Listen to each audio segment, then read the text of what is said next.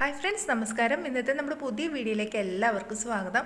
ഇന്ന് നമുക്ക് വളരെ എളുപ്പം തയ്യാറാക്കാൻ പറ്റിയ നല്ലൊരു സ്നാക്സ് റെസിപ്പിയാണ്.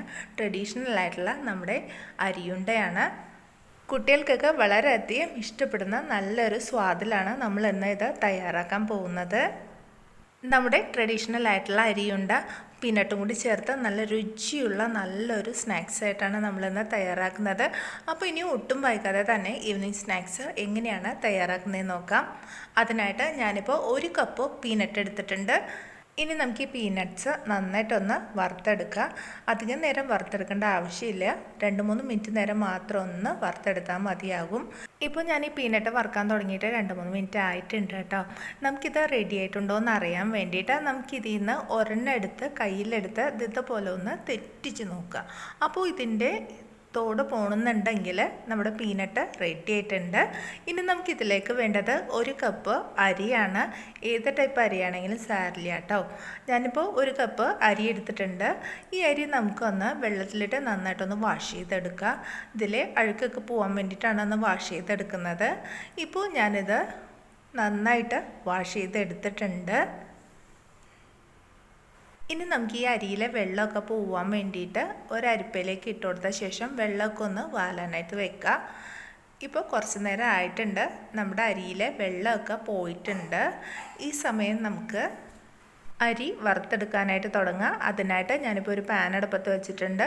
നേരിയ ചൂടിൽ നമുക്ക് ഇതിലേക്ക് അരി ഇട്ട് കൊടുത്ത് നന്നായിട്ടൊന്ന് വറുത്തെടുക്കാം. ആദ്യം നമ്മൾ അരി ഇട്ട് കൊടുക്കുമ്പോൾ തന്നെ കുറച്ചൊന്ന് ഒരു ബുദ്ധിമുട്ടുണ്ടാവും, ഒരു കട്ടി ഉണ്ടാവും. ഇത് അങ്ങോട്ടും ഇങ്ങോട്ടും പോവാൻ വേണ്ടിയിട്ട് നനവെല്ലാം മാറി കഴിയുമ്പോൾ ഇപ്പോൾ കണ്ട ഇതുപോലെ തന്നെ നമുക്ക് അങ്ങോട്ടും ഇങ്ങോട്ടും നന്നായിട്ട് വറുത്തെടുക്കാൻ പറ്റും. ഇപ്പോൾ കുറച്ചൊന്ന് ബ്രൗൺ കളറായി വന്നിട്ടുണ്ട്. ഇനി നമുക്കിത് കുറച്ചും കൂടി ഒന്ന് നന്നായിട്ട് റെഡി ആയി കിട്ടുന്നവരെ ഒന്ന് വറുത്തെടുക്കുക. ഇപ്പോൾ നമ്മുടെ അരിയുടെ കളറൊക്കെ മാറി നല്ല ബ്രൗൺ കളറായി വന്നിട്ടുണ്ട്. ഇപ്പോൾ നമ്മുടെ അരി റെഡിയായി വന്നിട്ടുണ്ട്. നന്നായിട്ട് അരി പൊട്ടാൻ തുടങ്ങിയിട്ടുണ്ട്. ഈ സമയം നമുക്ക് ഫ്ലെയിം ഓഫ് ചെയ്ത ശേഷം ഇതൊന്ന് ചൂടാറാൻ വേണ്ടിയിട്ട് വേറൊരു പാത്രത്തിലേക്ക് വെക്കാം.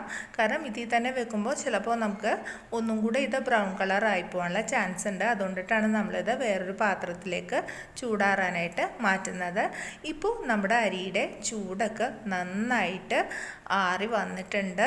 ഇനി നമ്മൾ ആദ്യം വറുത്തെടുത്ത പീനട്ട്സിൻ്റെ തോടൊക്കെ കളഞ്ഞ് നല്ല നീറ്റായിട്ട് വെക്കുക. ഇനി നമുക്ക് അരി നന്നായിട്ടൊന്ന് പൊടിച്ചെടുക്കുക. അതിനായിട്ട് ഞാനിപ്പോൾ ഒരു മിക്സിയുടെ ജാർ എടുത്തിട്ടുണ്ട്. അതിലേക്ക് ഞാൻ വറുത്തെടുത്ത് വെച്ച അരി ഇട്ട് കൊടുക്കുന്നുണ്ട്. ഇനി നമുക്കിതിലേക്ക് നല്ല രുചിയും നല്ലൊരു ഗന്ധം കിട്ടാൻ വേണ്ടിയിട്ട് നമുക്കിതിലേക്ക് 5 ഏലക്ക ചേർത്ത് കൊടുക്കുന്നുണ്ട്. അതിനുശേഷം നന്നായിട്ട് പൊടിച്ചെടുക്കുക. ഇപ്പോൾ ഞാൻ നല്ല ഫൈനായിട്ട് തന്നെ പൊടിച്ചെടുത്തിട്ടുണ്ട്. ഇനി നമുക്കിത് വേറൊരു പാത്രത്തിലേക്ക് മാറ്റാം.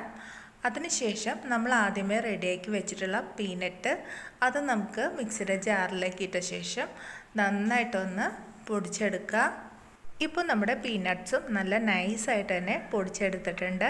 ഈ പൊടിച്ചെടുത്ത പീനട്ട്സ് നമുക്ക് നേരത്തെ പൊടിച്ചെടുത്തിട്ടുള്ള അരിയിലേക്ക് ചേർത്ത് കൊടുക്കാം.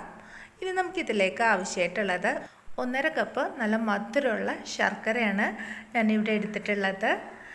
ഇനി നമുക്ക് ഈ ശർക്കര നന്നായിട്ടൊന്ന് മെൽറ്റാക്കി എടുക്കണം. ശർക്കര പാനി നമുക്ക് റെഡിയാക്കി എടുക്കണം.